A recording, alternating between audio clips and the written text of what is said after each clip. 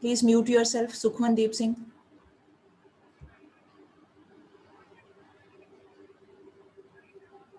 Mute yourself, Sukhmandeep Singh.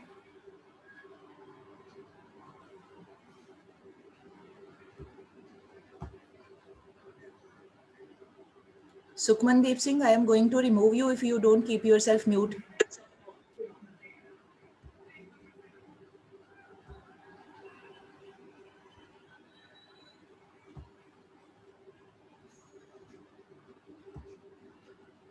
Yes.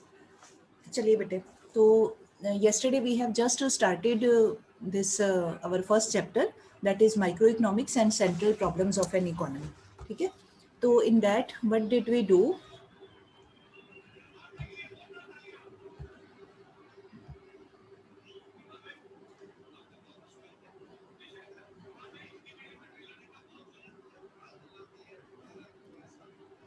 But let me make this thing very much clear. Tomorrow onwards, tomorrow means Monday onwards, I am not going to allow you to enter the meeting if you don't take care of time.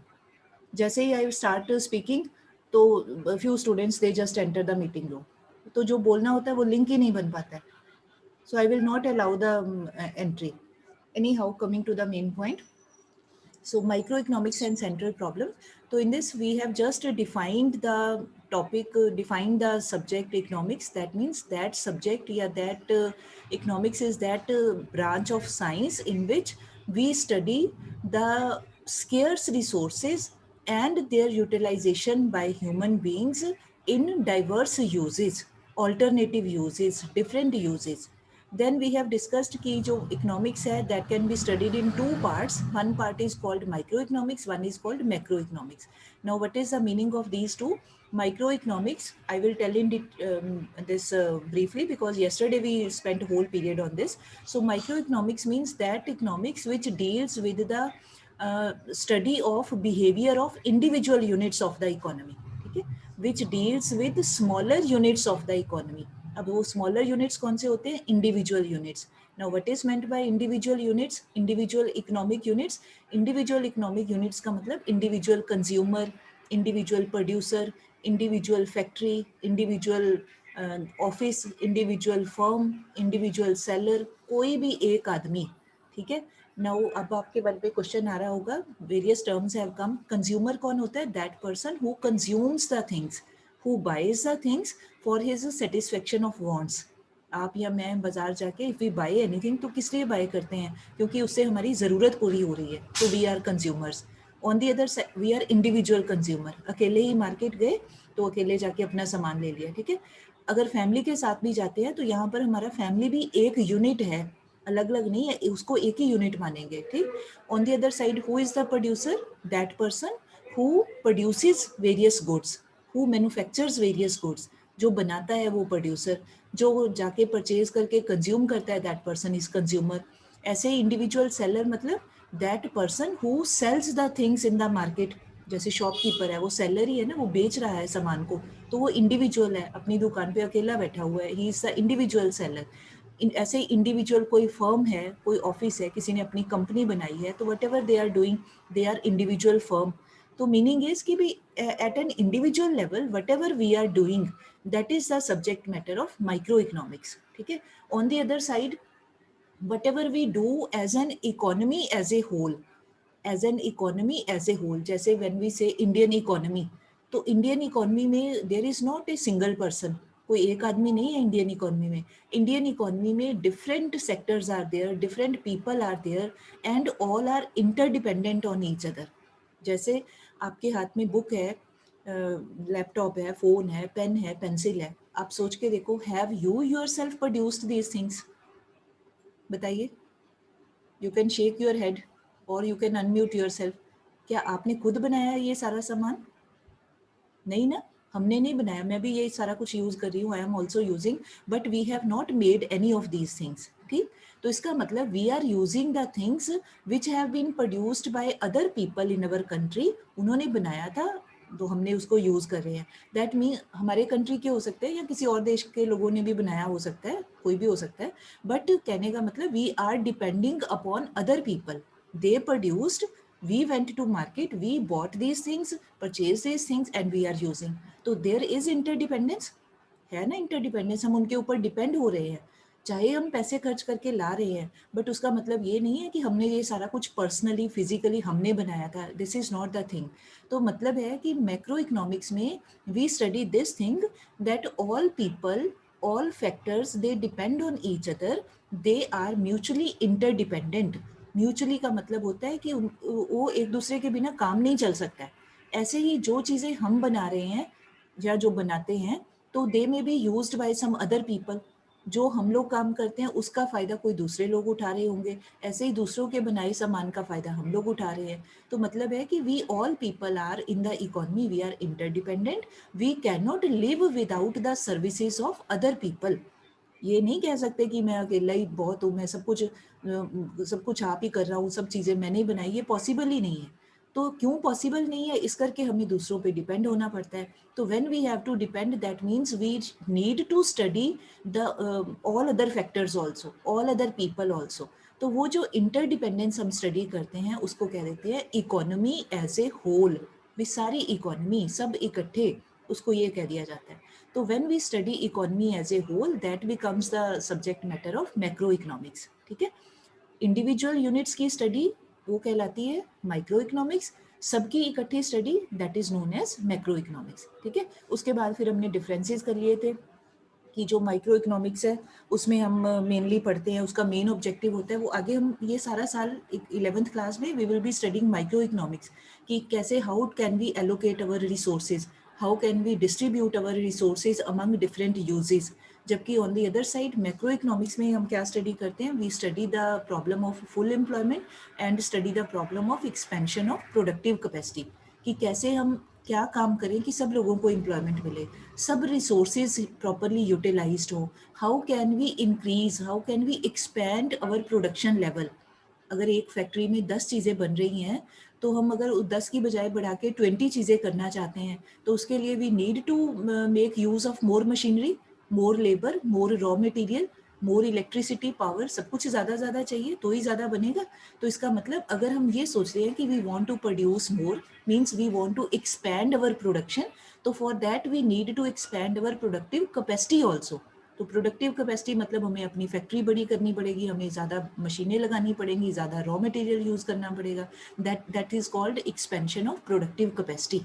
ठीक है, expand करना, बढ़ाना, तो that is the subject matter of macro economics.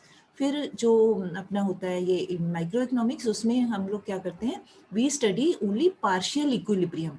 Partial equilibrium मतलब we study about only one thing without we can say assuming कि all other things in the economy they are constant, there is no change in them। भी एक चीज के बारे में study करनी है, keeping all other things constant, और किसी चीज के इफेक्ट को स्टडी नहीं करना है, एक बात को ही स्टडी करना है। तो जब इस तरह की स्टडी होती है then it is called partial equilibrium. ये क्या होता है अभी आपको मैंने कल भी बताया, एकदम से क्लियर नहीं होगा, ये जैसे जैसे हम लोग आगे आगे पढ़ेंगे you will be becoming clear about all these things, क्योंकि अभी अभी आपको पता ही नहीं चलना है, अभी तो फॉर्मली हम सिर्फ एक लर्निंग पर्पज से कर रहे हैं। ठीक, उसके बाद जो मैक्रो इकोनॉमिक्स है उसमें we do not study partial equilibrium, उसमें we study general equilibrium. Now general equilibrium का मतलब कि भाई all variables in the economy, all factors in the economy they keep on changing, all things in the country they keep on changing, कुछ stand still नहीं होता है। तो when we study them as a whole कि जो change हो रहा है ठीक है हो ही रहा है, उसमें कुछ कर ही नहीं सकते, बट इकट्ठे हम स्टडी कर रहे हैं सब चीज़ों की, then it is called general equilibrium. ठीक है, फिर जो माइक्रो इकोनॉमिक्स है that is also known as price theory, नीचे एक लिखा होगा it is known as price theory, ये लिखा हुआ है बीच में। और इसके जो मेन इंस्ट्रूमेंट्स है, मेन इंस्ट्रूमेंट्स मतलब इसमें जो मेन बातों को हम स्टडी करते हैं या मेन चीज़ों को which are considered and with the help of which we further proceed with the study of micro economics, those instruments are, those things are, एक है डिमांड, एक है सप्लाई, इंडिविजुअल पर्सन की डिमांड एंड ऐसे individual person की supply. ठीक, वो क्या होता है वो हमारे आगे के चैप्टर्स में आएगा, तब हम डिटेल में करेंगे। ठीक, ऑन दी अदर साइड जो मैक्रो इकोनॉमिक्स है उसमें हम लोग क्या स्टडी करते हैं, उसमें स्टडी करते हैं जो उसके इंस्ट्रूमेंट्स है that is also known as income और एम्प्लॉयमेंट थ्योरी, दूसरा नेम भी है उसका मैक्रो का, इनकम एंड एम्प्लॉयमेंट थ्योरी। और उसमें स्टडी क्या करते हैं, उसके इंस्ट्रूमेंट्स माने टूल्स, किन बातों की स्टडी करते हैं, that is aggregate demand, aggregate supply, national income, national employment, national investment, कुछ भी नेशनल करके कुछ भी कोई भी वर्ड बोल सकते हैं, कोई भी वेरिएबल बोल सकते हैं, ठीक है। तो एग्रीगेट का मतलब होता है टोटल, सबकी डिमांड। एग्रीगेट सप्लाई का मतलब सब लोग जो सप्लाई कर रहे हैं, जो चीज़ें बना बना के हमें दे रहे हैं, सबके द्वारा दी हुई, इकट्ठी की हुई सप्लाई। जबकि माइक्रो में हम पढ़ते हैं इंडिविजुअल पर्सन ने क्या डिमांड की या इंडिविजुअल पर्सन ने क्या सप्लाई की। On the other side in macro economics we study what is being demanded by all the people, all the consumers, that will be called aggregate demand. Similarly, what is being supplied by all the sellers, all the producers, वो क्या बना बना के दे रहे हैं, when we study them together then it is called aggregate supply, ठीक है। तो ये दो मेन टूल्स हैं जो हम आगे आगे पढ़ेंगे, ठीक। I hope now this much is clear, बस इतना ही हमने डिफरेंस करना है। Anyhow, now coming to the today's topic, this is very simple and easy, that is economics is also studied from one other angle, that is positive economics and बेटे book में ठीक कर लीजिए, economies word लिखा हुआ in the heading, that is wrong, it should be what is positive and normative economics, ठीक है। अगर economies पुरानी में, I have old book, अगर न्यू बुक्स में वर्ड इज करेक्ट तो ठीक है, otherwise you make the correction, economics, economy नहीं है, ठीक। अब ये क्या होता है, सिंपल सा हमने डिफरेंस ही करना है इसका। तो इसका मीनिंग होता है positive economics means that part of economics, या साइंस का मतलब यहाँ पे वो फिजिक्स केमिस्ट्री नहीं, साइंस का मतलब भी हम उस तरीके से एक स्टेप वाइज स्टेप स्टडी करते हैं, उस एंगल से कहा जाता है। तो पॉजिटिव इकोनॉमिक्स का मतलब है कि that part of economics in which we deal with the problems as they are actually, deal with the problems as they are in practical sense or as they are actually existing, ठीक है, उसको हम कह देते हैं positive economics. और जो normative होती है, in that we say we study in that manner in which we just say as the thing should be, as the things ought to be या मस्ट बी। अब ये क्या मतलब हो गया है ना, आप सोचोगे ये क्या बोल रही हूँ मैं, वेरी सिंपल। अभी I give you one example तो आपको अभी क्लियर हो जाएगा। जैसे हम कहते हैं कि in our economy there is inflation, do you know the meaning of inflation, है क्या होता है inflation, let me see, can anyone tell, you can unmute and tell, what is inflation, नहीं, nobody wants to tell, all are passive listeners कि ma'am आप बोलो, हम बस चुपचाप सुनते हैं। इन्फ्लेशन का महंगाई, मैम महंगाई। वेरी गुड, शाबाश, दैट्स एब्सोल्युटली राइट। इन्फ्लेशन मतलब when there is rise in price level, general rise in price level, मतलब आम तौर पे ही जब चीज़ों के प्राइस बढ़ते हैं तो हम कह देते हैं देयर इज इन्फ्लेशन, ठीक है। अच्छा, जब हम ये बात कहते हैं, if I speak this sentence कि there is inflation in the country, ठीक है, तो हम देखते ही हैं ना कि आसपास चीज़ों के रेट बढ़ रहे हैं, प्राइस बढ़ रहे हैं, तभी हम कह रहे हैं। तो आप मुझे बताइए, is it a real sentence, is it correct sentence और not, do we see this problem around us, देखते हैं ना हम अपने आसपास, जब बाजार जाते हैं चीज़ खरीदते हैं, हमें पहली बार खरीदी 2 साल पहले तो सस्ती मिली, आज जाके लेते हैं तो हमें थोड़ी महंगी मिल रही है, तो हम क्या कहते हैं, अच्छा इसका प्राइस बढ़ गया, महंगी हो गई ये चीज़। हम दुकानदार को ही कह देते हैं, अच्छा पहले तो इतना रेट था। तो इसका मतलब क्या हुआ, we are saying the exact thing, जो कुछ भी हमारे आसपास है वी से दैट थिंग। तो पॉजिटिव इकोनॉमिक्स का मतलब कि इकोनॉमिक्स का वो हिस्सा जिसमें we study the problems as they are, जैसे वो हैं, उसी सिचुएशन में उनको कहना। जैसे जैसे आप देखते हो, बेगर्स देखते हैं हम अपने आसपास, कई जगह ही देखते हैं। तो अगर हम ये कहें कि भी there is very much poverty in our country, तो बताइए दिस लाइन इज राइट और रॉन्ग, बहुत सारे पुअर लोग हैं, तो हम जब ये बात कहते हैं कि there is poverty in our country, people are not getting food even to eat, beggars are in a very bad position, they don't have any food to eat। अब ये सिचुएशन रियल है कि नहीं है, बताइए, ये रियलिस्टिक है, real है ना, देखते ही हैं हम लोग अपने आसपास, वेरी राइट, शाबाश। तो ये प्रॉब्लम हम देख रहे हैं, इसका मतलब जब हम ये लाइन कहते हैं, बात कहते हैं, तो that means we are presenting the present picture, जो हमारे सामने रियलिटी में एग्जिस्ट कर रही है। तो जब हम इकोनॉमिक्स की ऐसी बातों को कहते हैं which are really existing, which are really in front of us, we see them, observe them, तो जैसे हैं वैसी की वैसी ही हम बात कह देते हैं, तो that is called positive economics. ठीक है, जैसे अगर मैं एक और एग्जांपल दूं, if I give one other example, जैसे many people are unemployed in our country, है ना, उनके पास काम नहीं है, तो ये बात भी ठीक है, देखते ही है ना हम लोग, बहुत सारे लोग हैं जिनको काम नहीं मिल रहा है, काम बेकार बैठे हुए हैं, अनएम्प्लॉयड हैं, तो again this line is perfectly correct, जो हम देख रहे हैं वही बात हम कह रहे हैं। तो इसका मतलब ये कौन सी होगी हमारी economics, this will be called positive economics. मतलब when we present the problem in the same manner as it is existing, जो जैसी बात है वैसा ही हम कह रहे हैं। तो मैं दो चार एग्जाम्पल इकट्ठे ही बोलती हूँ, आप देखो, there is excessive pressure of population in our country, huge population in our country. फिर मैं कहती हूँ there is high inflation in our country. Then I say there is very much poverty in our country.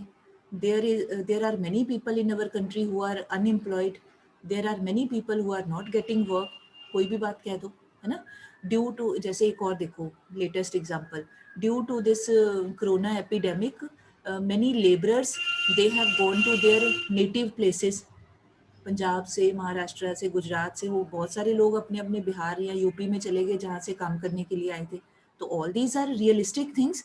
तो जब हम realistic things की बात करते हैं जो जैसे हैं, then it is called positive economics. ठीक है, on the other side economics में हम रियलिस्टिक के साथ साथ then we give suggestions also. हम एक we want an ideal situation also, भी अच्छा ये पॉवर्टी तो है, बट आगे हम क्या कहते हैं, भी पुअर लोगों को देख के नहीं, I am feeling very bad and sad for them, there should not be any poverty in our country. बोलते ही है ना, अपने मन में सोचते हैं, भी there should not be poverty in our country, all people should get food to eat, all people should get some roof on their heads, all people should get clothing, खाना पीना रोटी कपड़ा मकान सबको मिलना चाहिए। हम ये वर्ड यूज करें, चाहिए, शुड वर्ड लगा रहे हैं अपनी लाइन में। ठीक है, तो that means we want that idealistic situation. जब भी चाहिए वर्ड यूज किया जाता है, that means we want this to happen.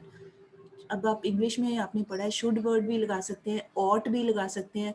We there there ought not to be any poverty in the country, all people should get work, all people should get employment, there should not be any inflation in the country. तो जो भी हमारा सुजेस्टिव बात होती है, जो हम suggestion देते हैं कि ये होना चाहिए, ऐसे होना चाहिए, तो जब हम ये इस तरीके से बात करते हैं, then it is called normative economics. Am I clear? Idealistic, should be करके, जो हम चाहते हैं कि ऐसे हो, बट इन रियलिटी वो है नहीं, but we want it to be like that, then that part of economics is called normative economics. ठीक है, पहले तो ये तो मीनिंग है।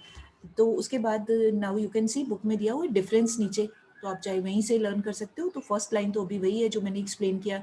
सेकेंड डिफरेंस है कि positive statements are based upon real facts. Real facts का मतलब whatever we observe around us, तो रियलिटी को ही ऑब्जर्व करते हैं, रियल पिक्चर की ही बात करते हैं। तो दैट मीन्स रियल फैक्ट्स के ऊपर whatever we see around us, whatever is really existing around us, we talk about those things only. जैसे हैं वैसे ही बात करते हैं। तो ये होता है हमारा this positive economics. On the other side दूसरा क्या है, नॉर्मेटिव साइड पे they are related to individual opinions. ठीक है, ओपिनियन मतलब हमारा व्यू पॉइंट, हम क्या चाहते हैं। जैसे सिफत प्रीत मान लो, आई कैन सी हर, सिफत प्रीत चाहती है कि इकोनॉमिक्स का पीरियड 1 घंटे का हो जाए। एम आई राइट सिफत प्रीत? है नहीं, ये चाहती है कि इकोनॉमिक्स की क्लास हाफ एन आवर की हो जाए। तो अब ये बस सोच रही है बेचारी कि ऐसे हो जाए, हुआ नहीं है रियलिटी में। ठीक, तो इसका मतलब ये इसकी अपनी इंडिविजुअल ओपिनियन है, ये क्या सोच रही है इसके मन में है। ठीक है, ऐसे ही आप सारे क्या सोच रहे हो आपके मन में है। तो जो हम सोचते हैं, अपनी अपनी ओपिनियन, सबकी same opinion can not be there because all people have different minds, सबकी अपनी अपनी सोच है। तो जो नॉर्मेटिव इकोनॉमिक्स है, that means they are people's individual opinions, they can not be the same. सब लोगों की, आप क्लास में 53 लोग हैं, तो हम 53 लोगों की ओपिनियन किसी बात पे सेम नहीं हो सकती, सबकी अपनी अपनी सोच होगी। तो जो नॉर्मेटिव है वो इंडिविजुअल ओपिनियंस के ऊपर बेस्ड है। ठीक है, फिर है पॉजिटिव इकोनॉमिक्स जो है, स्टेटमेंट्स जो है they can be verified from real world. इसका मतलब होता है, जैसे हम कहते हैं वेरीफाइड होता है कि जिस बात को हम चेक कर सकते हैं, जिसके ऊपर हम अपना कोई स्टडी कर सकते हैं। जैसे हम कहें मान लो फगवाड़ा में, मान लीजिए मैं एक जस्ट एग्जांपल दे रही हूँ कि 1000 बेगर्स आर देयर, जो हम बस स्टैंड पे देखते हैं, मान लो वो 1000 है, तो हम गिन सकते हैं 1000 की काउंटिंग कर ही सकते हैं ना, तभी बोला 1000 गिने होंगे तो ही बोला है, ठीक है। या हम कहें कि फगवाड़ा में 500 are poor people, those who are living below poverty line, तो उनकी गिनती की होगी तभी बोल सकते हैं ना, अदरवाइज तो नंबर कैसे पता चला। तो जिस चीज़ को हम चेक कर सकते हैं, काउंट कर सकते हैं, उसके लिए ही होती है ये, उसी को कहते हैं पॉजिटिव इकोनॉमिक्स या positive statement. On the other side normative statements, they are ideal in nature. Ideal का मतलब कि वो हम चाहते हैं, यूटोपियन जिसको बोल देते हैं ना, कि चाहना, बट रियलिटी में होता नहीं है। तो चाहना तो हम ये कह सकते हैं कि there should not be any poor people in Phagwara, या there should not be any beggars in Phagwara, तो हम चाह सकते हैं बट होता नहीं है, ठीक। तो जो नॉर्मेटिव है वो हमारा अपना क्या होता है, वो इंडिविजुअल ओपिनियन के ऊपर बेस्ड हमारी नेचर की बात होती है, मतलब आइडियलिस्टिक बात हम सोचते हैं बट उसको हम चेक नहीं कर सकते। हम क्या चाहते हैं उसका कोई कोई एक्सपेरिमेंट नहीं कर सकते। चाहने को तो आपको कि मैं ताजमहल में जाके रोज रहूं, है ना, या लाल किले में जाके सो जाऊं, तो अब चाहने से थोड़ी कुछ होगा, चाहने से कुछ नहीं होता, बट हम चाह सकते हैं ना, वो तो कोई रोक तो सकता नहीं। तो नॉर्मेटिव जो होती है वो आइडियलिस्टिक टाइप की स्टडी होती है, ठीक। उसके बाद फिर positive statements do not yield any value judgement, और जो दूसरी हैं they finally reach to some conclusion. मतलब ये जो पॉजिटिव साइड की बात होती है, जो एग्जैक्ट सिचुएशन की बात होती है, तो वो हम उसके ऊपर अपनी कोई ओपिनियन नहीं दे सकते। हम सिर्फ ये कह सकते हैं कि एज दे आर देयर। जैसे जैसे आप ऐसे समझो, आपका कोई टेस्ट हुआ, इंग्लिश का, इकोनॉमिक्स का, कोई भी टेस्ट हुआ क्लास में 15 मार्क्स का, तो आपके उसमें से 10 मार्क्स आए, तो हम बस, हमको टीचर फिर ये तो नहीं कह सकता कि ये होना चाहिए, वो होना चाहिए, कुछ भी नहीं कह सकता। We can not pass our value judgement कि ये स्टूडेंट पढ़ने में बहुत अच्छा है या पढ़ने में बहुत खराब है। वी कैन नॉट से। हो सकता है जिस दिन आपका टेस्ट हुआ हो, आपकी your health may not be very fine on that day, you may be sick on that day, और you would not have been able to prepare for the test. घर पे गेस्ट आ गए, आपसे पढ़ाई नहीं की गई, आप बीमार पड़ गए, कहीं जाना था, कोई भी रीज़न हो सकता है। तो the teacher who is checking, he और she can not pass any value judgement. Value judgement मतलब अपनी ओपिनियन थोप नहीं सकता है किसी के ऊपर। जो है बस ये हमारे सामने यही होगा कि इस बच्चे के 10 मार्क्स आए हैं, बस एग्जैक्टनेस इज देयर, ठीक। ऑन दी अदर साइड जो नॉर्मेटिव साइड होता है, वहाँ पर हम किसी न किसी कंक्लूजन पे पहुंचते हैं। कंक्लूजन मतलब we want some specific this solution for the problem. जैसे हम कहें कि जैसे हम कह सकते हैं, जैसे पॉवर्टी नहीं होनी चाहिए, there should not be poverty, तो उसके लिए government should take some steps, government को कुछ काम करना चाहिए। या हम कहें कि there should not be any inflation, तो उसके लिए गवर्नमेंट को कुछ काम करना चाहिए कि प्राइस को बढ़ने से रोके, गवर्नमेंट को एफर्ट करना चाहिए। या हम कहें कि there should not be any unemployment, तो उसके लिए government should start some self employment programmes, कोई पॉवर्टी इरेडिकेशन के या अनएम्प्लॉयमेंट इरेडिकेशन के कोई प्रोग्राम शुरू करे, कोई स्कीम स्टार्ट करे। तो हम दूसरों को कह सकते हैं कि गवर्नमेंट ये करे या वो ना करे, सुजेशन दे सकते हैं, सुजेस्टिव, ठीक है। तो यही फ़र्क है कि जो पॉजिटिव होती है उसमें हम सुजेशन नहीं दे सकते, अपनी वैल्यू जजमेंट नहीं दे सकते, जो एग्जैक्ट है उसी की स्टडी करनी है। But in the normative side we can give our suggestions to others. वो अदर गवर्नमेंट भी हो सकती है, कोई दूसरे लोग भी हो सकते हैं, कोई भी हो सकता है, ठीक। I hope it is clear. तो ये आपको बहुत ज़्यादा लॉन्ग क्वेश्चन में नहीं आएगा। At the most it can be for 1 mark और फॉर 3 मार्क्स। तो if question comes for 1 mark, तो only definition is to be given, only definition is to be given. If this question comes for 3 marks, तो 3 points of difference, और उन 3 points में number 1 पे always definition should be there। कोई भी difference करना हो तो नंबर 1 पे डेफिनेशन, ठीक है। Now coming to next page, now it's very interesting. अब है हमारा व्हाट इज एन इकोनॉमी। तो yesterday also I told you क्या होती है इकोनॉमी। इकोनॉमी मीन्स, यहाँ बुक में लिखा हुआ है, sum total of all economic activities, ठीक है। This is not a very good definition. In place of this, yesterday I told you, economy means that framework, that structure within which we conduct all economic activities. You can write on the book, ठीक है, आप लिख लो। Economy means that framework, or that structure within which we conduct या we perform various economic activities. ठीक है, जिसके अंदर रहते रहते हम सारे अपनी इकोनॉमिक एक्टिविटीज को करते हैं, उनको हम क्या देते हैं, उस सिस्टम को हम क्या देते हैं, दिस इकोनॉमी. सभी के वीडियोस बंद हैं, सिर्फ 3 बच्चों का वीडियो ऑन है. सो अब ये जो इकोनॉमी है, अब इसमें क्या क्या एक्टिविटीज की जाती हैं. जब हमने कहा इकोनॉमिक एक्टिविटीज, तो 3-4 मेन टाइप की इकोनॉमिक एक्टिविटीज होती हैं. One is consumption, you can underline, it's given there. Consumption की एक्टिविटी होती है, फिर प्रोडक्शन की होती है, देन एक्सचेंज होता है, देन डिस्ट्रीब्यूशन ऑफ वेल्थ होता है. These are 4 economic activities. ठीक है, आई रिपीट, कौन कौन सी ये क्वेश्चन आ सकता है, नेम सम इकोनॉमिक एक्टिविटीज. तो we will write consumption, production, exchange and distribution of wealth. ये सिंपली डिस्ट्रीब्यूशन वर्ड भी ठीक है, इससे भी काम चल जाता है. ठीक है, अच्छा, अब है कि कितने टाइप की इकोनॉमीज होती हैं. Now in your book it is written nature of economies.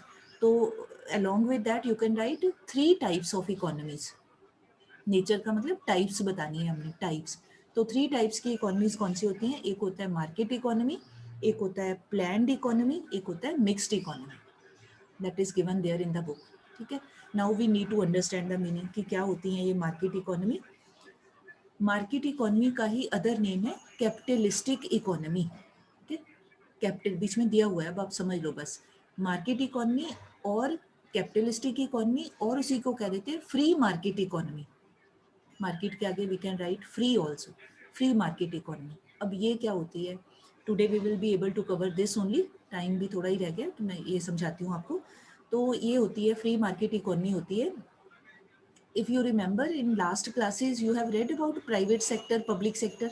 Do you remember, याद है आपको, है ना, किया था ना हमने. 7th 8th 9th ऑनवर्ड कर लेते हैं. प्राइवेट सेक्टर क्या होता है, जिसमें सारे लोग, जैसे हम सारे लोग हैं, तो हम लोग गवर्नमेंट एम्प्लॉयज नहीं है, अपना अपना काम करते हैं. प्राइवेट सेक्टर की जॉब है, आपका अपना कोई शॉप है, अपना कोई बिजनेस है, अपने प्रॉफिट के लिए जब हम काम करते हैं तो हम प्राइवेट सेक्टर के लोग हैं.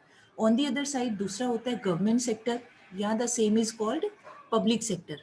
2 नाम है, गवर्नमेंट या पब्लिक सेक्टर. ठीक है, तो उसका पर्पस क्या होता है, लोगों का वेलफेयर करना, लोगों के भले के लिए काम करना. गवर्नमेंट का आकांक्षा, म्यूट योरसेल्फ. तो गवर्नमेंट का पर्पस होता है लोगों की वेलफेयर के लिए काम करना. ठीक है, तो उन जो गवर्नमेंट होती है that does not work for the with the motive of earning profit. फायदा कमाना उनका नहीं होता है पर्पस. ठीक, तो जो ये फ्री मार्केट इकोनॉमी है या मार्केट इकोनॉमी, इसमें क्या होता है, all the economic decisions they are taken by private sector only, या there is dominance of private sector only. ठीक है, dominance होता है main role. all the economic decisions they are taken by private sector. government does not play any role. Government का बीच में कोई दखल नहीं होता है. मतलब ये, आपने कौन सी चीज़ की डिमांड करनी है आप सोचोगे. आप अगर कोई आपकी फर्म है, कोई फैक्ट्री है, क्या बनाना है, क्या प्रोडक्शन करनी है, आप खुद सोचोगे. कोई गवर्नमेंट वाले मिनिस्टर आके नहीं बताएंगे कि ये करो, वो करो, ये काम करना है, नहीं करना है. No interference by the government. ठीक है, so all the economic decisions, क्या प्रोड्यूस करना है, क्या बेचना है, क्या खरीदना है, क्या डिमांड करनी है, नहीं करनी है, everything is decided by private sector. तो उसमें 2 मार्केट फोर्सेज होती हैं. One is market force of demand, one is market force of supply. ठीक है, तो डिमांड कौन करता है, हम सारे लोग जो कंज्यूमर्स हैं. जस्ट ए सेकेंड बेटे.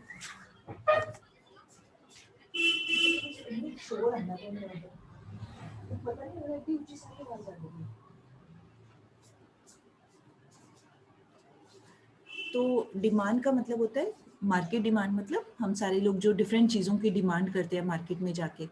और सप्लाई का मीनिंग होता है जो सारे सेलर्स हैं, शॉपकीपर्स हैं.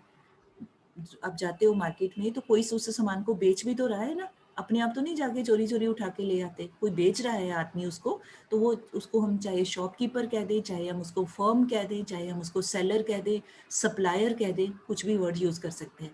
तो जो ये market demand, market force of demand and market force of supply है, with the help of these 2 market, इनको बोला जाता है मार्केट फोर्सेज. तो all the things are decided by these market forces. ठीक है, there is no interference by the government. All decisions are taken by the people of private sector themselves. ठीक, वो खुद से सोचते हैं कि मैंने क्या करना है क्या नहीं करना है. तो अब आप सोच के देखो, आप या मैं हूँ, हम सारे प्राइवेट सेक्टर में हैं, तो क्या जब हम मार्केट में जाते हैं, डू वी वांट टू पे excessive price of any commodity? 100 रुपए की चीज को अगला हमें कहे कि 1000 रुपीज दो, तो क्या हम देने के लिए रेडी होंगे? नहीं होंगे रेडी. हमें पता है कि ये तकरीबन 100 रुपए नो मैम. है ना. हाँ, नहीं रेडी होंगे, क्योंकि हमें वी नो कि ये इतने रुपए की ही चीज है, तो ये अगला मांग रहा है, इसका मतलब हमें ही नुकसान हो रहा है, तो we will not buy. Similarly जो दुकानदार है, सेलर है, वो 100 रुपीज की चीज है और हम वहां जाते हैं खरीदने के लिए, हम कहें नहीं जी भाई साहब मैंने तो 5 रुपए ही देने हैं इसके, तो क्या अगला बेचने के लिए रेडी होगा? बताइए. नहीं होगा ना, क्यों? 100 रुपए की चीज अगला हमें कैसे 5 रुपीज में दे दे, उसका नुकसान है. इसका मतलब हर कोई अपना फायदा सोच रहा है. सेलर भी अपना फायदा सोच रहा है, खरीदने वाला भी अपना फायदा सोच रहा है. तो कोई मतलब हर एक आदमी अपना अपना फायदा सोच रहा है. तो जिस इकोनॉमी में ये होता है कि everybody thinks about his own profit, कि क्या चीज मेरे लिए ठीक है क्या नहीं ठीक है, तो दिस टाइप ऑफ इकोनॉमी या economic structure is known as capitalistic economy, और the same is called this free market economy, या सिंपली मार्केट इकोनॉमी भी कह देते हैं. ठीक है. गवर्नमेंट बीच में दखल नहीं देती, उसका मतलब ये नहीं है कि गवर्नमेंट होती नहीं कंट्री में. गवर्नमेंट का काम इसमें माना जाता है, government's work is only to take care of the administration of the country, to maintain peace, law and order, stability in the country. General administration जिसको कहते हैं, बस सरकार का उतना ही काम है. और बीच में किसी के बिजनेस में, किसी के कारोबार में, किसी के अपना क्या कमाना है कैसे कमाना है, ऐसी बातों में गवर्नमेंट का कोई दखल नहीं है. ठीक है जी. So with this, we have just covered this market economy. Next is planned economy. So very less time is left. I may not be able to define it properly. So I want to stop recording here. Just a second.